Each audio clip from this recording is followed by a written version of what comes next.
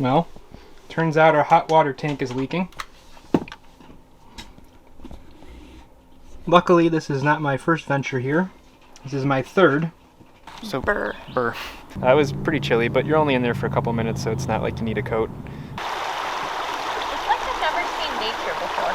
Yeah, I know.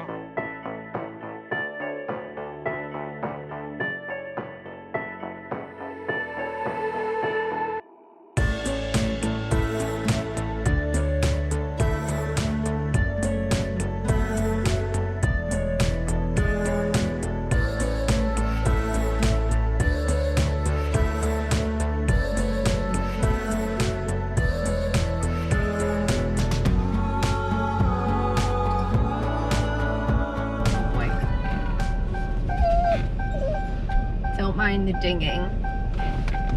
We're here in the middle of nowhere.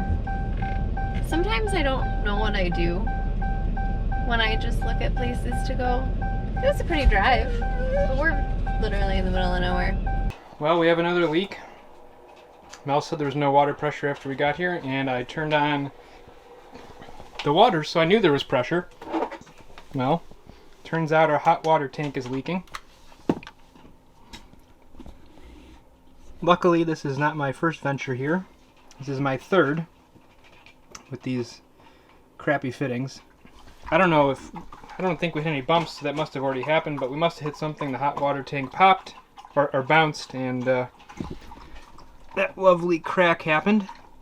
So I bypassed it so we at least have water for now.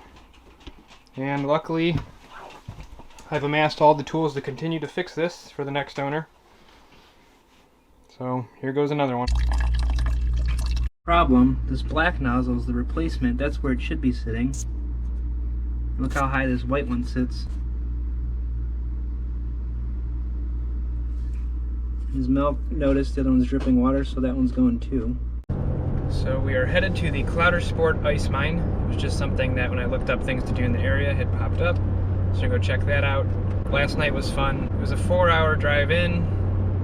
We hooked up and Mel said there's no pressure. I'm like, well, there's definitely pressure because I flushed the line first and there was a lot of water coming out. And then I come back outside and notice there's water pouring out the back corner of the camper, which was way more water than we've had yet. Another elbow, our third elbow now, that connected the line from the hot water tank back into the camper had snapped off. The other ones looked like they maybe blew off. This one though, it's sitting like an inch or two higher than the water tank, so I think we hit a bump and it just cracked it. Instead of making it level with the connector, they like forced it down into a weird thing which was inevitably going to snap. While I have the elbows and the tools to fix the elbows, I don't have extra pecs to route this in a way that it won't snap again, so we're hoping we can find a store after the ice mine. Yeah, no hot water. No hot water. Baby wipe bath. Yeah, that was more than I did, so I didn't do any. Gross. Yeah. So we are roughing it this weekend. And when I mean roughing it, it just means we don't have hot water. Headed to Clouder Sport Ice Mine. It's supposed to be fun. Where are you taking me?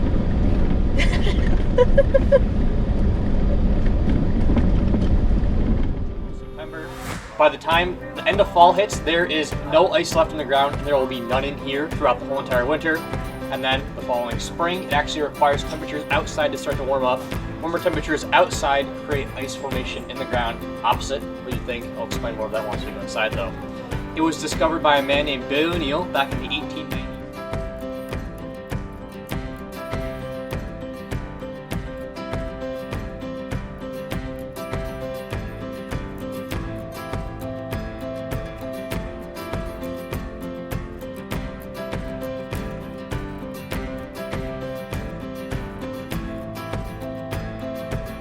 So we just did the Clouder Sport ice mine.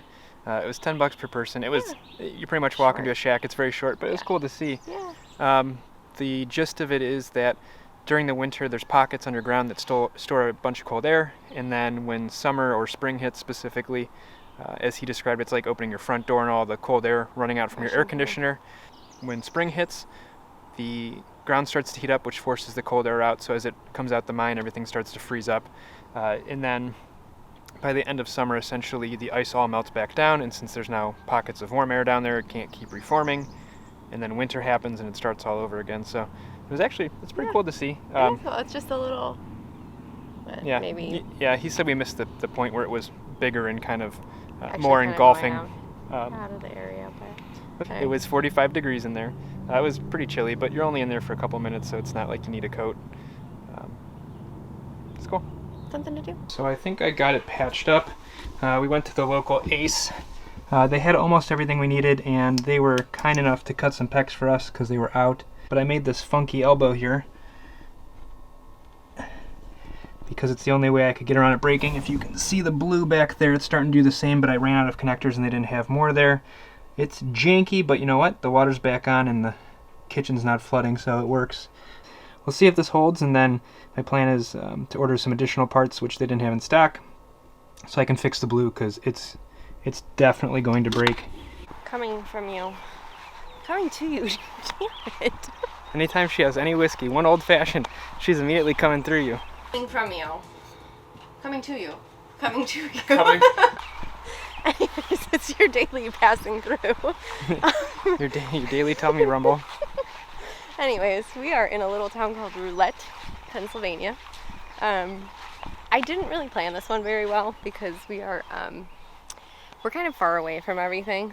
Yeah. So it was more of just like a relaxing weekend at the campsite. Well, we did get to go visit an ice cube. Yeah, a little like this big. That was cool. That was fun, but most of the like attractions in this area are probably about an hour away from us. We wanted to go kayaking, but the river's way too shallow, so it just wasn't going to happen. Yeah. Then I found the ice mine, which we went and did, which is cool to see, but that's a 15-minute excursion. And then we looked in, and everything else was an hour drive away, or there was a lumber museum, but that didn't really tickle our fancy, so Yeah. just hung out at the camper. Which we don't always do. I mean, it seems like a lot of our adventures, we go. So this was kind of nice to just kind of take a step back and just relax for a little bit. Majority of my activity today on my watch would be fixing the pipes under the sink. Anyone that has a camper, even if you have any issues, I highly recommend you invest in PEX tools now. And Oh, bug juices. Gross.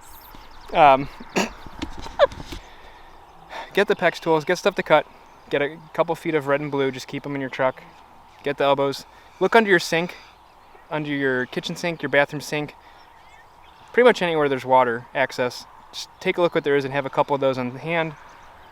Yeah, because I mean, you shouldn't have to be this cautious and to double check everything before you set everything up, but This is our third out of 4 camping trips where I've had to work on water-related issues. So yeah, we spent all of last year having no issues, but this year it's been just kind of one after another. But luckily they've all been the same issue, and now I have the tools to fix them, and I'm getting really good at plumbing. But you shouldn't have to do that. Yeah. You shouldn't have to do that, but at least to have everything in case something happens, especially if you're not near a store. Because we happened to luck out at an Ace Hardware that had everything, and they were really kind enough to cut us Oh, they were accommodating. enough PEX to last us. So And it's so small town out here that on the way out, Mel heard the cash register or the cashier say it's nice to have new people in here. So we're just gonna walk it out a bit. Be prepared for water in your camper, and it is what it is. Enjoy the view.